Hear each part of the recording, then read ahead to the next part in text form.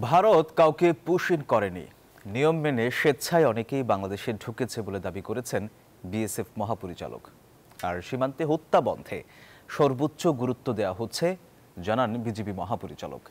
৫৬তম সীমান্ত সম্মেলন শেষে বৃহস্পতিবার দুপুরে যৌথ সংবাদ সম্মেলনে এসব কথা বলেন দুই দেশের সীমান্ত প্রধান। ৭ মে থেকে এখন পর্যন্ত দেশের বিভিন্ন সীমান্ত দিয়ে ২,০০০-এর বেশি মানুষকে পুশ ইন করেছে ভারত। তবে দুই দেশের সীমান্ত সম্মেলনে বিএসএফ মহাপরিচালক শ্রী দালজিৎ সিং চৌধুরী ভারতের পুশ ইনের বিষয়টি সরাসরি অস্বীকার করেন। বিজিবি বিএসএফ মহাপরিচালক পর্যায়ের সীমান্ত সম্মেলন শেষে সাংবাদিকদের প্রশ্নের জবাবে এমন দাবি করেন তিনি।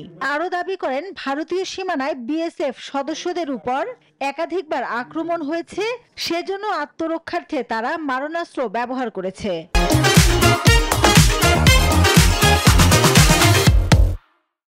Cases of nationality verification of Bangladesh nationals for complete deportation process are pending.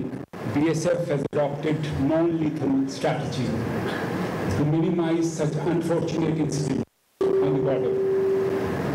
However, in some instances, trans-border criminals attack the BSF personnel on duty.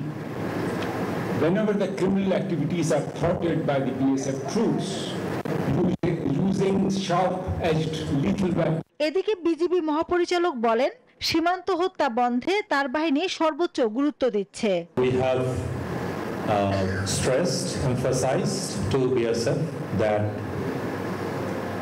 they can be dealt as per the law of the land, which is they can apprehend them, hand over to the Indian law enforcing agency, or as a goodwill hand over back to BGP.